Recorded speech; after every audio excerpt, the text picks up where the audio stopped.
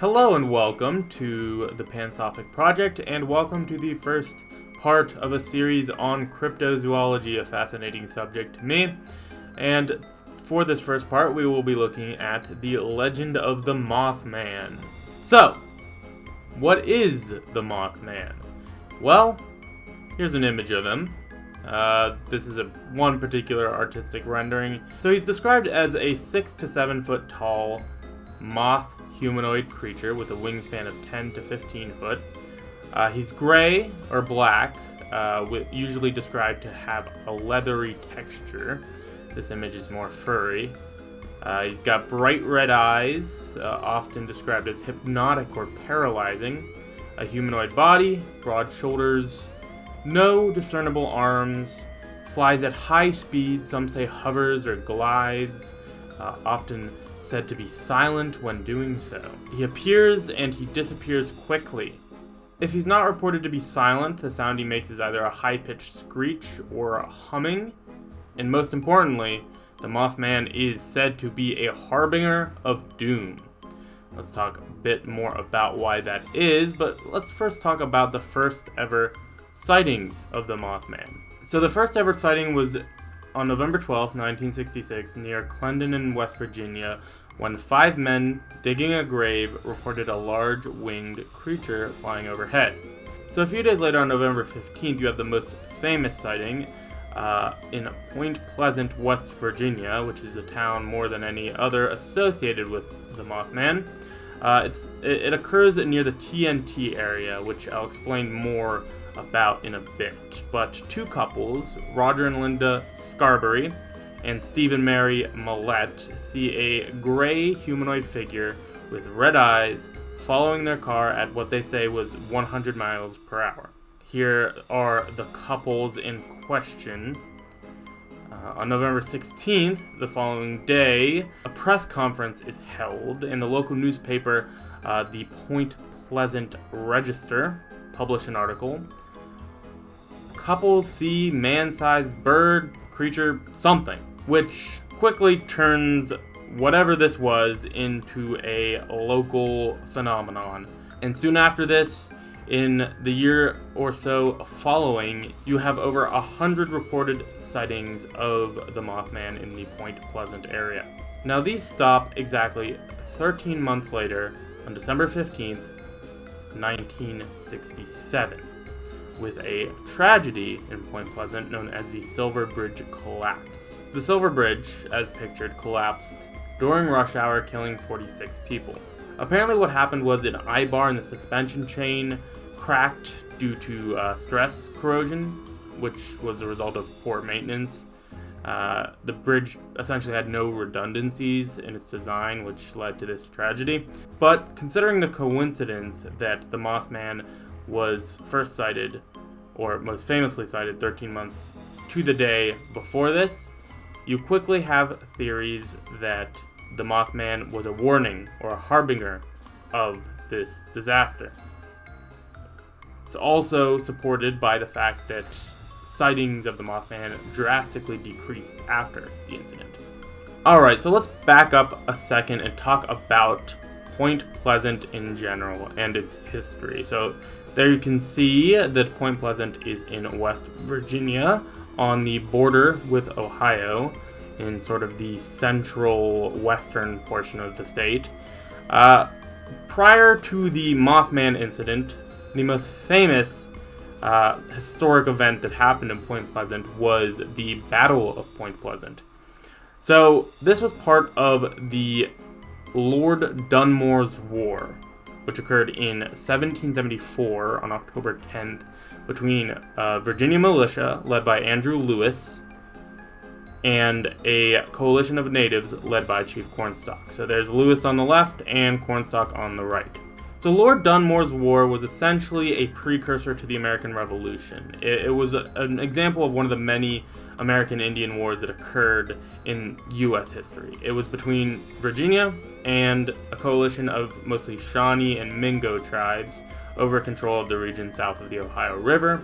It's named after the governor of Virginia at the time, John Murray, the Earl of Dunmore. He was the royal governor, to be specific. And the victory for the Virginians opened the Ohio Valley to colonial settlement, which was all in defiance to the Proclamation of 1763, where the British said that you could not settle past the Appalachian Mountains, one of the contributing factors to the Revolution, which was often forgotten to history. So, one important reason I'm mentioning this in relation to the Mothman is because of something called the Curse of Chief Cornstalk. So, after the Battle of Point Pleasant and the loss for the Native Americans, Cornstalk attempted to make peace. However, in 1777, Cornstalk and his son were taken hostage and murdered, despite these repeated efforts to make peace with the colonists. Apparently, Cornstalk laid a curse on the land with his dying breath, which maybe resulted in various tragedies in Point Pleasant over time, including the Silver Bridge collapse, which the Mothman warns about. So the last bit of Point Pleasant's history I'd like to mention is the TNT area. So this was established during World War II. It was officially called the West Virginia Ordnance Works, and it produced explosives. And after that, it was abandoned.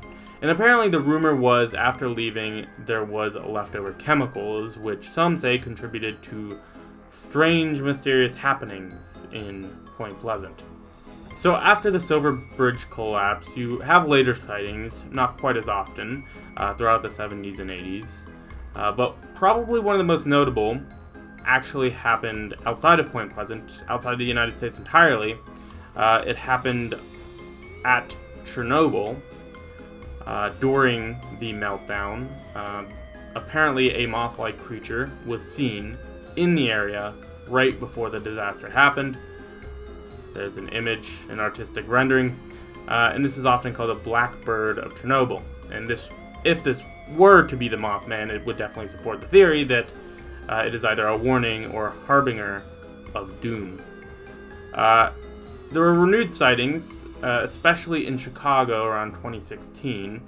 Here's a very poor photo of one of those. The sightings occurred around the O'Hare Airport in Lake Michigan.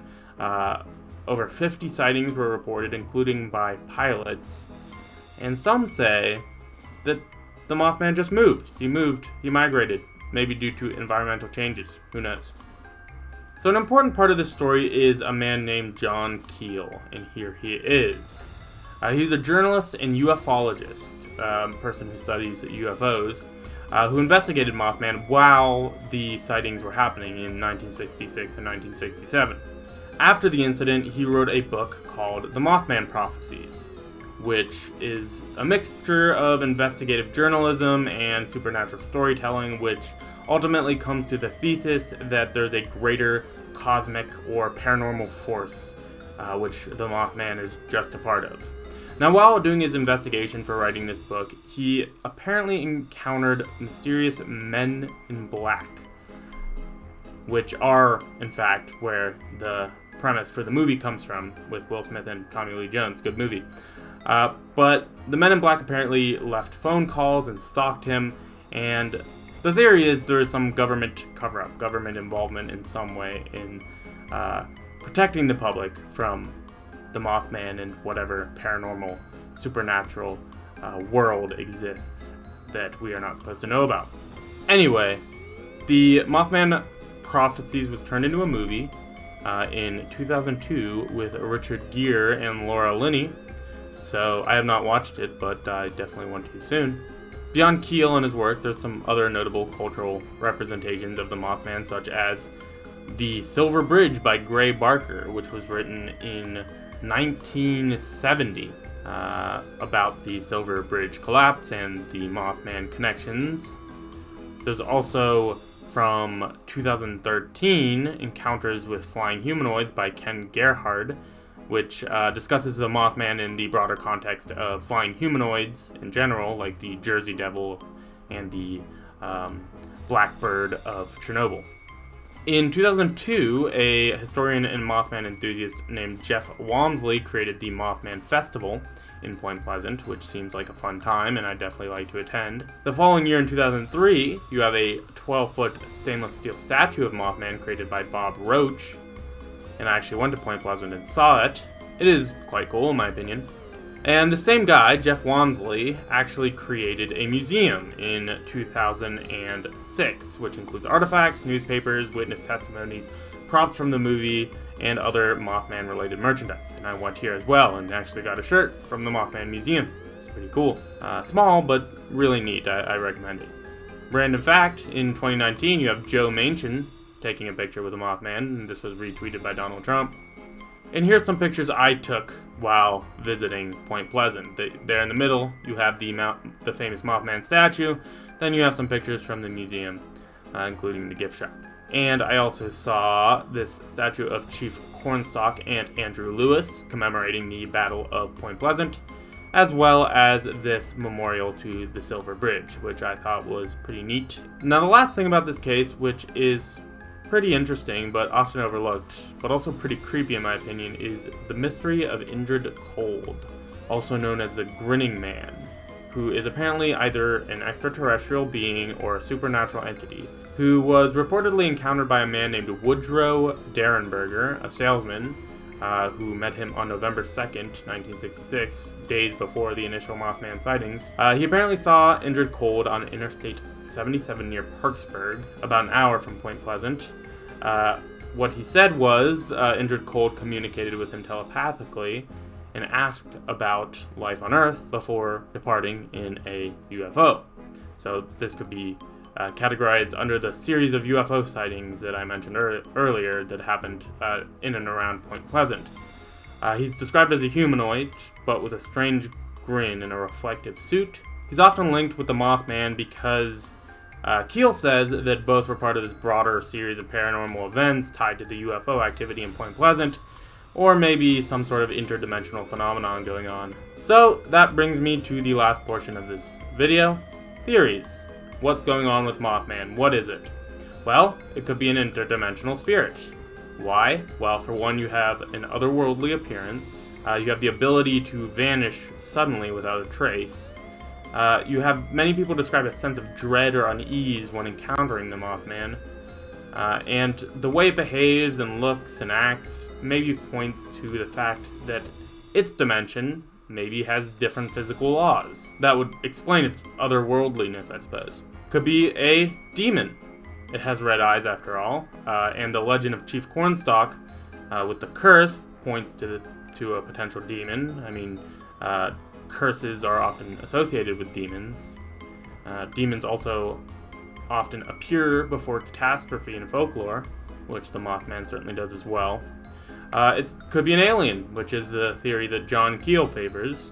That you have the wave of UFO sightings in Point Pleasant. You have, again, the otherworldly characteristics. It could be literally another world.